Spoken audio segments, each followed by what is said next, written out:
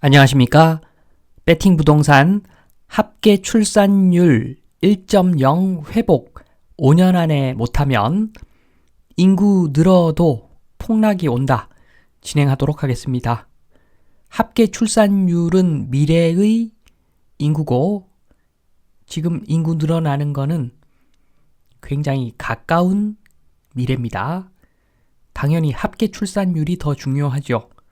인구는 늘어날 수가 있죠. 의학의 힘에 의해서 출산율이 낮아도 인구는 조금 늘어날 수는 있습니다.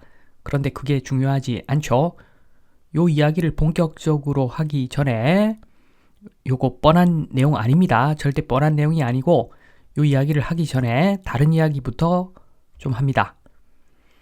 제가 우연찮게 3프로 TV에서 요 내용을 봤습니다. 한국에 있는 달러가 고금리인 미국으로 옮겨가지 않는 이유.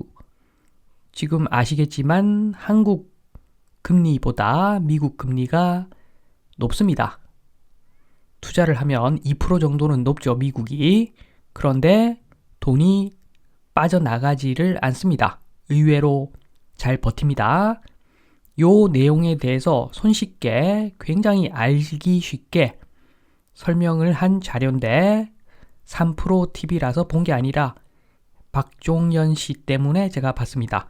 박종현 씨는 뻘소리를 잘 안 하는 전문가로 제가 알고 있어서 요 분의 이야기를 잘 들어봤는데 역시나 대단한 분이신 것 같습니다.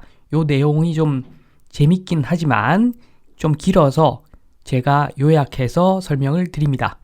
한국에 있는 달러가 고금리 미국으로 옮겨가지 않는 이유, 그리고 외국에 있는 달러가 금리가 낮은 한국으로 들어오는 이유, 동시에 설명을 합니다. 일단은 왼쪽 그림을 봅니다. 한국 기관 투자자 입장에서는 리스크를 해지하고 투자를 해야 됩니다. 그리고 개인 중에서도 어느 정도 투자의 고수는 리스크를 좋아하지 않죠. 리스크 해지하고 투자를 보통 합니다. 선수들은. 그런데 잘 아시겠지만 미국 금리가 높죠. 미국 금리가 높은 만큼 지금 환율도 굉장히 낮은 상태로 유지가 됩니다.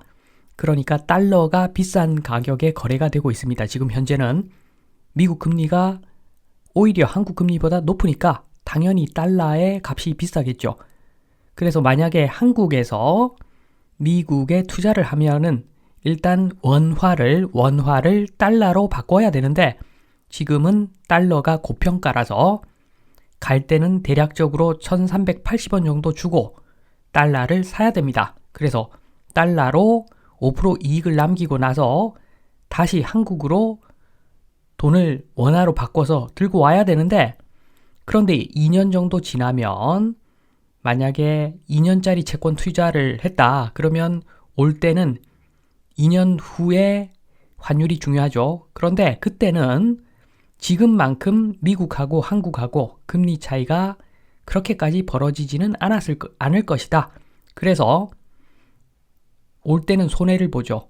1380원으로 달러를 샀는데 한국으로 돈을 들여올 때는 1달러하고 1350원하고 바꾼 결과이기 때문에 환에서 2% 손실을 봅니다.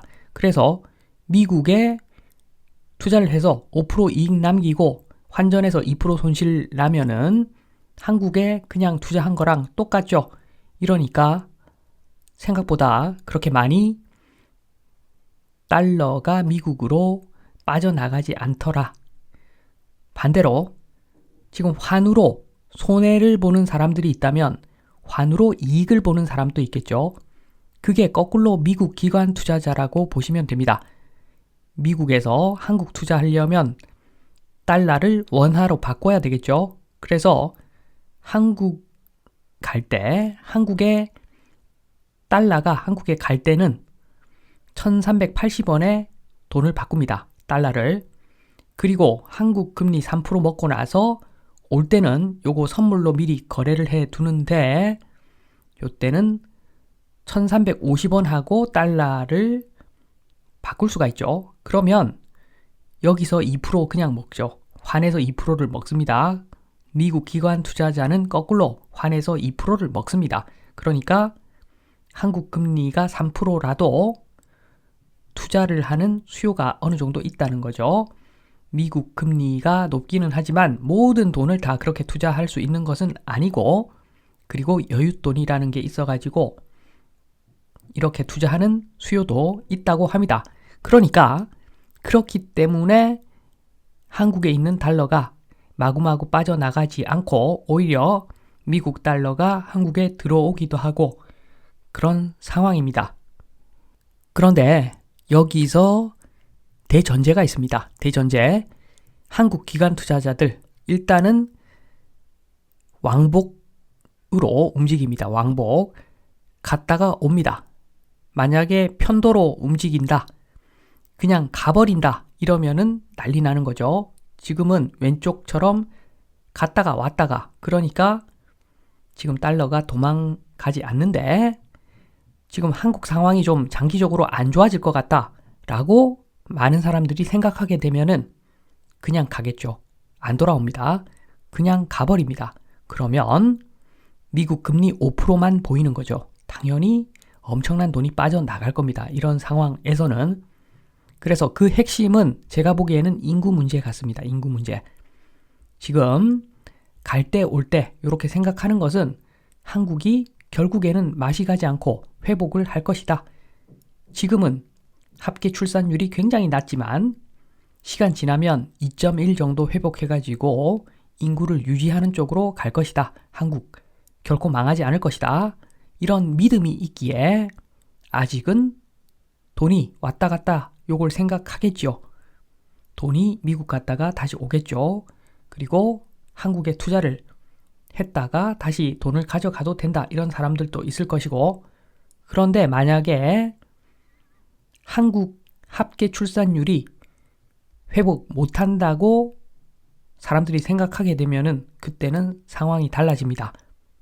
인구가 줄어가지고 나중에 주택 문제가 뒤늦게 해소되고 그러더라도 사람들이 결혼을 잘 안 하고 합계 출산율이 1.3 정도까지밖에 회복 못한다. 이런 확신이 든다면 대내적으로건 대외적으로건 그러면 국내에 투자하는 외국인들이 엄청나게 줄어들 것이고, 그리고 국내에 있는 돈이 좀 있는 사람들은 또는 투자를 좀 하려고 하는 사람들은 당연히 달러로 바꿔서 해외 자산에 투자를 할 겁니다. 솔직히 저도 지금 달러가 좀 생기는 일이 좀 있는데 달러가 생길 때마다 절대 원화로 바꾸지 않습니다. 환율이 아무리 좋아도 원화로 바꾸지 않습니다. 저는 앞으로도 달러로 들어온 돈들은 절대로 원화로 안 바꿀 것 같습니다. 해치 차원에서 인구 문제가 쉽사리 해결될 것 같지 않기 때문에 달러를 계속 모아 갈 겁니다. 저는 달러 가치가 변하더라도 고점이다 싶어도 절대 달러를 원화로 안 바꿀 것 같습니다. 그런데 이렇게 생각하는 사람이 점점 늘어날 것이고, 그리고 해외 투자자도 똑같이 생각한다. 그러면 한국에 돈이 들어올 리가 없죠. 그리고 엄청나게 많은 돈이 해외로 빠져나갈 것이고, 그러면은 부동산 포함해서 한국 자산들은 폭락을 할 것이다. 그래서 출산율 1.0 조속한 회복이 정말 필요한 시점이다. 말씀드리면서 이만 마치도록 하겠습니다. 감사합니다.